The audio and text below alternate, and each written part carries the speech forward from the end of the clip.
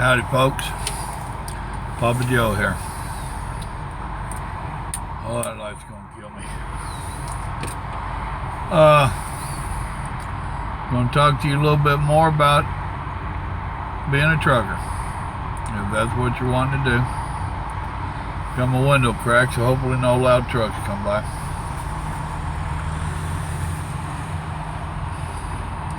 Hopefully you watch the So You Want to Be a Trucker video.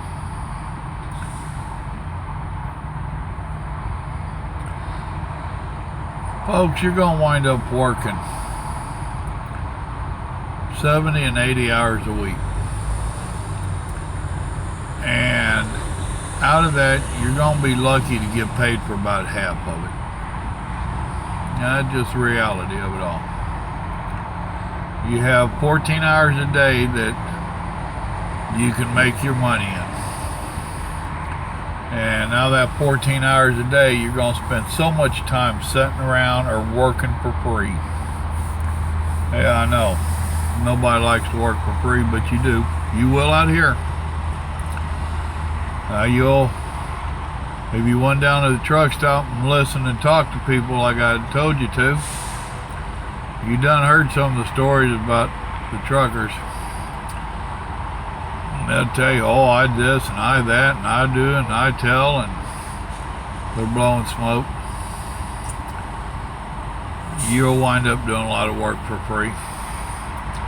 It's just nature of the beast out here. Fuel in your truck, your pre-trip, your dock times for loading and unloading times, and going to the office to see people when you're at the yard. So like I say, you have a 14-hour day that you can make your money in. When you're out here, unless you get a specialty job, only time you're being paid is when them wheels are rolling. There's a whole lot to this job that is not just driving down the road. And those you don't get paid for. So you try to hurry that up to get that part done so you can get to rolling. The government is starting to figure this out. They've been being told about it for years, but they don't listen. You know, they're politicians. But now they're starting to figure it out, and they're supposedly starting to look at it. So in the next 100 years, we might see something get done about it. But in the meantime, you'll be doing a lot of work for free. Nature of the beast, trust me.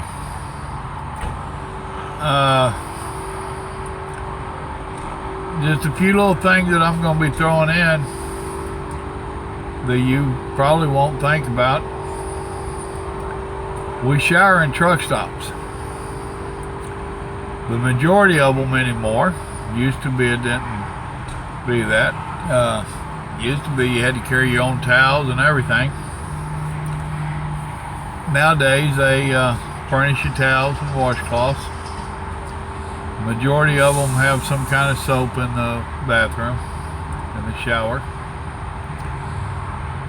Now you're going to wind up standing in line waiting on showers a lot of times. It ain't like, oh, I'm ready to shower, here's your key, go. Sometimes you have to wait an hour or two just to get a shower. So, some more of that sitting around waiting stuff for free. However, that being said, I have a, I don't know, it's a gallon and a half, whatever it is, it's a big old Ziploc baggie that I carry a towel and a washcloth in, just in case. You want to carry your same stuff that you have at your bathroom at the house, you want to carry with you out here. So, and I would suggest you get new to carry out here, because you don't want to carry your shower bag in and out of the house. So you want to leave your stuff there, act like you have a home. You know, your razors, whatnot, toothbrush, deodorants, shampoos, body soaps, you know, whatever you do at home for your personal hygiene and whatnot, your toenail clippers, fingernail clippers, all that good stuff. At one time I even carried a hair dryer with me. Simply because wintertime you got a shower. If you're up there where it's cold, you want to dry your hair before you go out there. If it's 20 below zero and you go outside with a wet head and you got to walk across the truck stop parking lot to get to your truck, it can get pretty rough. So one time there I did carry a hair dryer with me. Nowadays I just got my hair a lot shorter. But you want to carry all your personal hygienes with you. Set you up a shower bag with all that stuff in it. Now when you go doing that shower bag, you need to debate on how you're going to get your clothes in and out of the shower. Half the time mine's on a hanger. So I'm one of these guys that you're going to see, I'll have a backpack on one shoulder, I'll be carrying my clothes on a hanger in the other hand. Sometimes I don't. If it's just blue jeans and a t-shirt, I roll them up, I stick them in my backpack. Then after I shower, I put my dirty clothes in the backpack till I get back out. You want to have some kind of shower shoes. Flip-flops is the norm out here. Some of these showers ain't too good. The majority of them are okay anymore. It's gotten a lot better. However, I have not seen a shower yet that I want to be walking around in it barefooted because I don't know what is in there. So have you some shower shoes. Now something else you're going to want to think about, especially at wintertime, is you're going to find out that you're going to wind up spending a lot of time at shippers and receivers waiting to get loaded and unloaded. 2, 3, 4 hours is not uncommon. 6 and 8 is not unheard of. 24 plus has happened many a time. So one of the things you're going to want to learn to do is carry your food and water.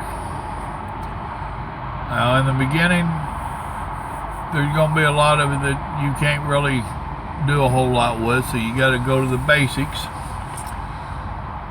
One of the best things to carry is some peanut butter. Peanut butter and crackers. We've lived off that for years out here. But lucky for you getting into it now, they have Chef Boyardee's got a lot of them pop-top raviolis and whatnots. They ain't too bad. And you can eat them cold. They're already cooked. Now I've got a microwave in the back. Haven't always had. A lot of your shippers and receivers will have microwaves in a break room. However, you need to have the food and you need to have a bowl to warm it in because you can't put the can in there, and you need some plasticware.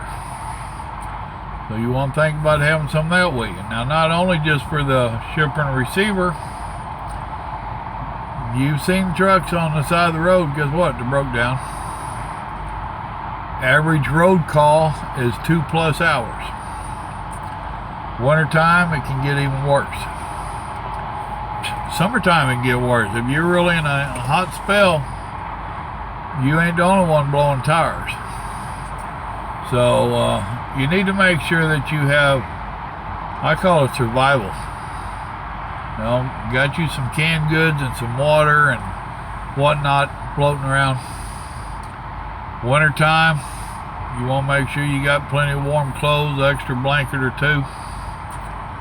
I broke down in Canada. The temperature was minus 25 degrees. The wind chill was minus 57. It was cold. My truck froze up. The diesel froze up, gelled up, going down the road. Out in the middle of nowhere. I'm a Christian man, and I guarantee you me and God was talking that night. Thank you, Lord, you brought me through it. But as soon as I got it over on the side of the road, first thing I did is I went in the back. I stripped off my clothes, and I put on my long johns, then I put my clothes back on, and I commenced putting some warm clothes on. I didn't put out triangles, it was too snowy, and nobody would have seen them, but that's beside the point. the whole point is you need to be ready for stuff to happen. They're not going to send out the cavalry with the canteen to bring you a drink of water. You got to make sure that you have this stuff, and as you use it, you replenish it. Same thing with your foods. I would suggest that you have enough food and water in here to tide you over for easy 2 or 3 days.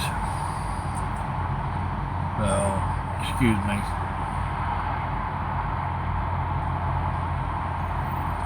Dadgummit. I hate it when that happens. Needed to sneeze. That's just the reality of it. Sooner or later, you're going to break down, get stuck at a shipper, receiver. Something's going to happen, and you're going to wish you had some food. You're going to wish you had sodas. If you smoke, make sure you got cigarettes. All of that stuff, you got to make sure that you have it with you. So, there's your second lesson. I'll make a few more of these over the next few days and try to enlighten you a little bit more. In the meantime, God bless. Happy trails. Enjoy your evening.